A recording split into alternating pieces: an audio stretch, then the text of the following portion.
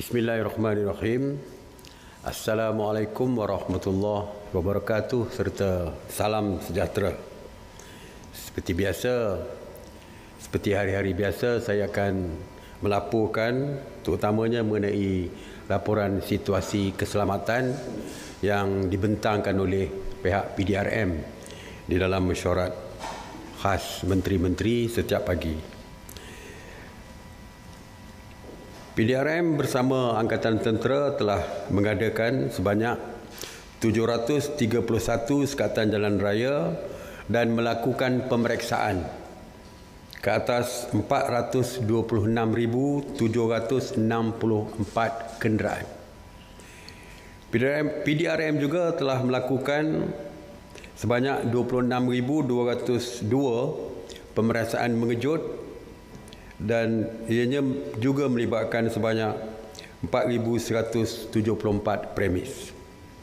Semalam, 3 hari bulan, PDRM telah menahan seramai 413 individu yang melakukan kesalahan, iaitu engkar kepada perintah yang dikeluarkan. Ianya berkurangan 21.18% berbanding dengan hari sebelumnya, iaitu sebanyak 524 orang. Seramai 380 direman dan 33 dijamin. Dan seramai 362 individu telah pun dituduh di mahkamah. Yang ingin saya jelaskan seperti semalam, iaitu terdapat penurunan dari segi jumlah tangkapan. Dan saya harap trend ini berterusan. Dan seperti saya sebutkan tadi, bahawa ianya mungkin boleh dianggap sebagai gambaran bahawa pematuhan semakin meningkat. Kementerian Perumahan dan Kerajaan Tempatan KPKT bersama dengan agensi berkaitan telah pun melaksanakan ops sanitasi awam di seluruh negara. Semalam, proses nyah cemar telah dilaksanakan di 426 kawasan di sekitar 11 buah negeri. Antara kawasan yang dinyah cemar termasuk 170 balai polis dan 38,140 unit projek perumahan rakyat ataupun PPR di kawasan yang berisiko tinggi. Bagi memudahkan pengurusan premis kediaman berserata, KPKT mesyuarat bersetuju untuk membenarkan pihak pengurusan beroperasi sepanjang tempoh PKP, di mana 2 orang pihak pengurusan sahaja dibenarkan bekerja. Pusat kuarantin. Seperti kita tahu bahawa semalam kita telah pun melaksanakan pusat kuarantin wajib, di mana rakyat kita yang pulang dari luar negara diwajibkan terus dikuarantinkan selama 14 hari. Semalam dari laporan yang diterima daripada laporan NADMA bahawa semua berjalan dengan baik dan lancar.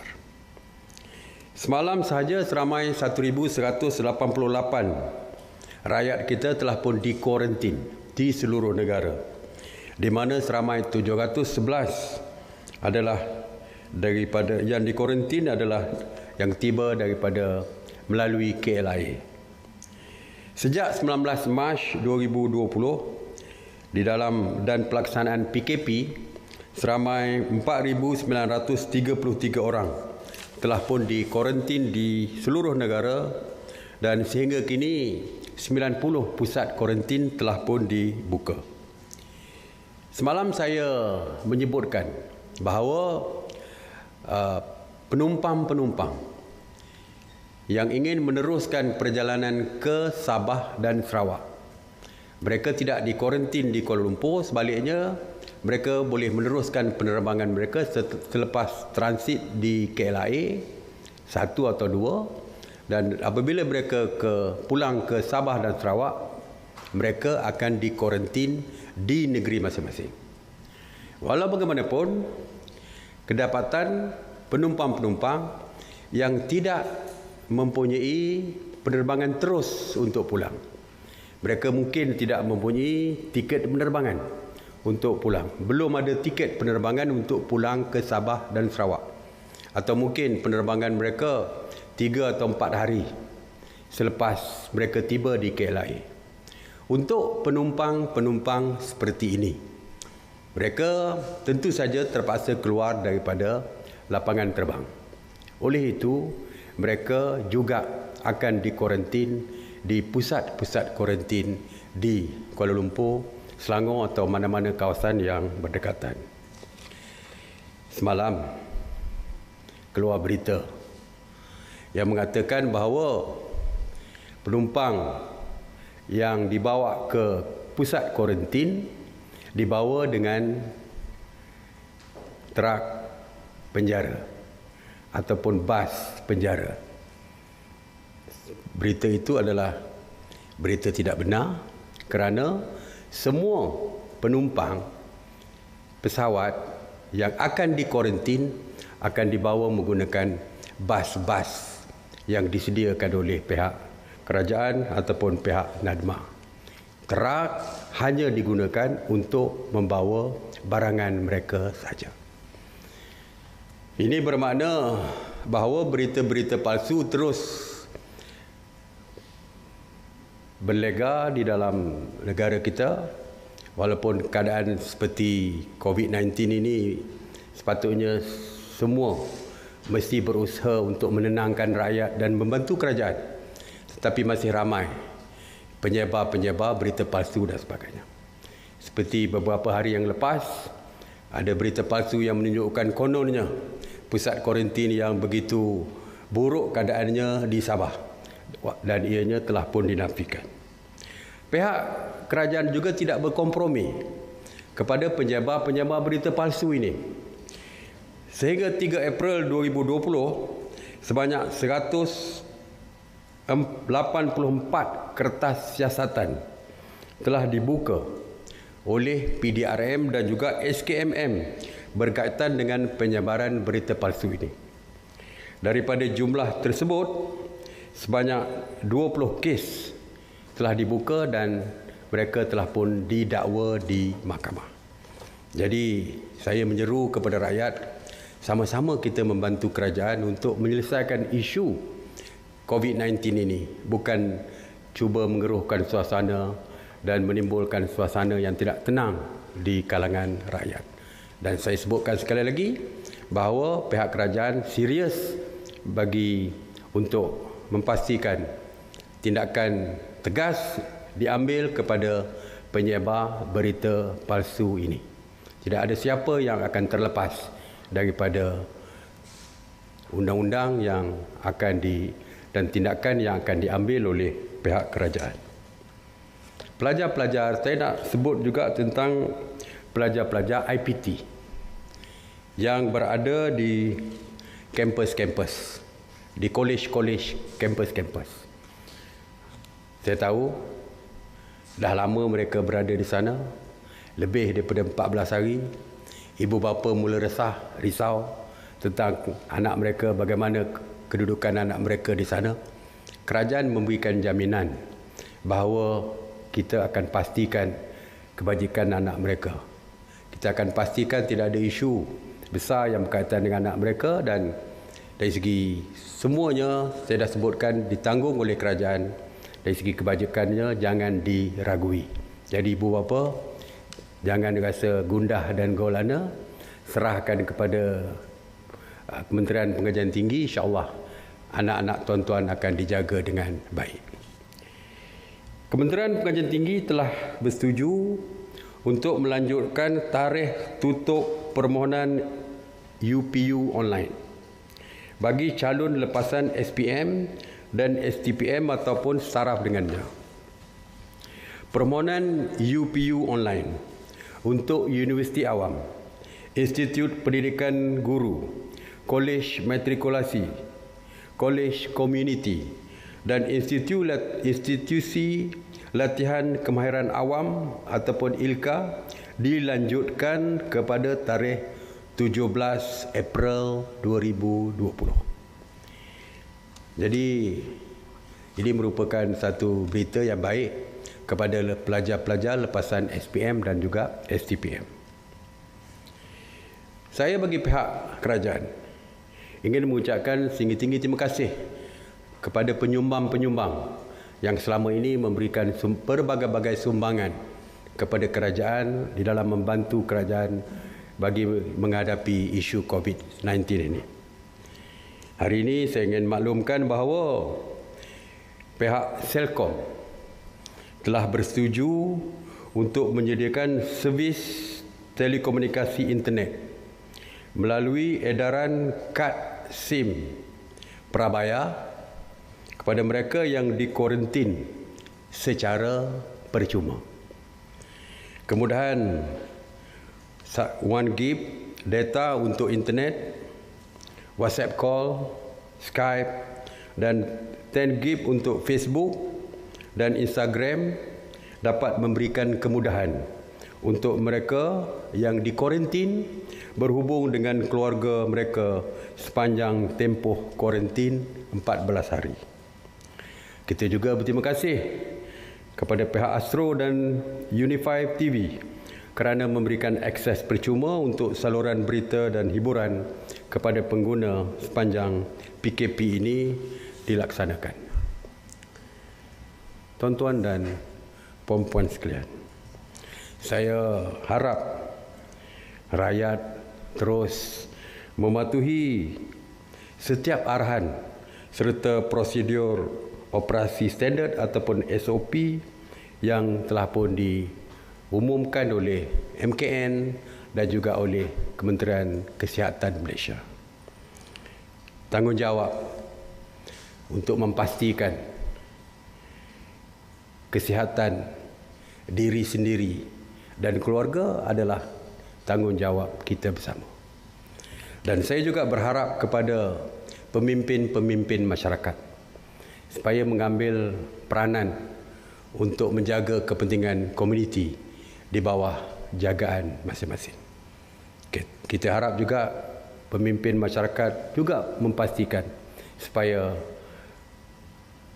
anak-anak buah mereka mematuhi apa yang diarahkan oleh kerajaan bagi memastikan masyarakat ataupun rakyat di bawah kepimpinan mereka terselamat daripada COVID-19 ini.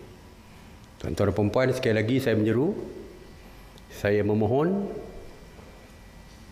stay at home ataupun tinggal di dalam rumah masing-masing dan patuh kepada setiap arahan Kementerian Kesihatan. Stay home, stay safe. Terima kasih. Assalamualaikum warahmatullahi wabarakatuh. Sila. Datuk Seri tadi ada menyebut mengenai pengurangan peratusan yang individu ditahan 21.18 berbanding semalam berbanding hari sebelumnya. Dari segi peratusan keseluruhan pematuhan berapa?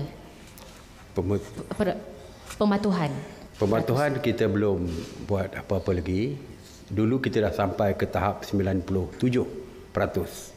Saya percaya ketika ini pematuhannya saya percaya sudah pun meningkat. Cuma pihak PDRM belum memberikan numbers dari segi pematuhan sebenar seluruh negara. Ya. Datuk Seri, tadi Datuk Seri sebut kita ada 390 pusat kuarantin seluruh negara. 90 pusat kuarantin. Berapa ramai yang pusat-pusat kuarantin ni boleh cater untuk 90 ni? Macam mana? Berapa ramai orang yang dia boleh cater? Yang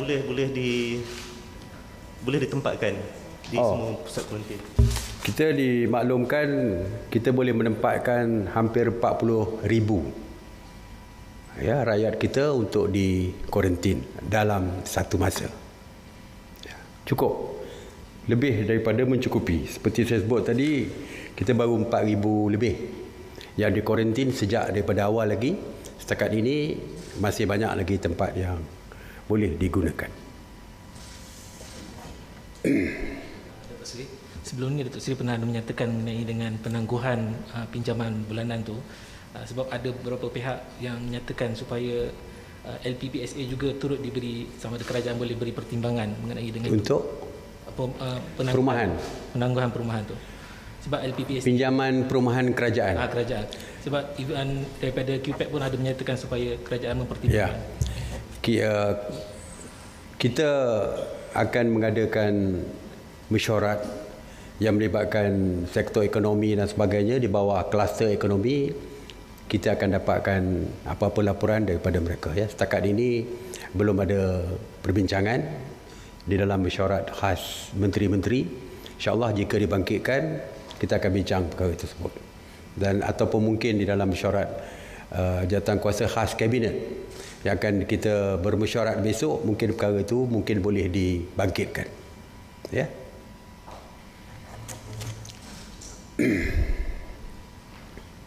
Datuk Seri, mengenai pelajar IPTA dan IPTS, ada ibu bapa minta kerajaan minta kerajaan, tolong kerajaan mohon kepada IPTA, IPTS untuk buat pengurangan dan penangguhan bayaran pengajian sebab ada college yang diorang dah tak ada kelas lebih sebulan. Minta dikurangkan. Dikurangkan. Kurang ataupun penangguhan. Itu cadangan kan? InsyaAllah kalau cadangan itu kita akan bawa kepada Kementerian KPT. Kita akan bawa. Sebab ini hari ini baru cadangan tu kita dengar, insyaAllah kita akan bangkitkan. Alright? Ada lagi? Persatuan Farmasi minta kerajaan memberi subsidi kenaikan topeng muka. Susulan kerajaan menurunkan harga siling topeng muka tu daripada RM2 kepada RM1.5 untuk menampung kerugian mereka. Kerugian siapa? Syarikat? Persatuan Farmasi. Sebenarnya apabila kita menetapkan harga shilling, kita telah pun mengambil kira kesemua perkara yang berkaitan seperti harga diimport. Kita tahu bahawa pengeluaran tempatan amat berkurangan. Jadi kita mengimport. Apabila kita mengimport, kita dah membuat perkiraan berapa kos sampai ke kedai mereka ataupun sampai ke Malaysia. Sebab itu kita buat keputusan RM1.50. Walaupun jika pihak pengusaha tempatan ingin membuat rayuan, mereka boleh mengemukakan rayuan kepada pihak Kementerian Keuangan kerana subsidi melibatkan Kementerian Keuangan. Tapi setakat hari ini harganya masih RM1.50 dan saya difahamkan rakyat mampu untuk membelinya dan rakyat berterima kasih kepada kerajaan kerana telah pun mengurangkan daripada harga asal iaitu RM2. Okey, terima kasih sekali lagi. Assalamualaikum warahmatullahi wabarakatuh.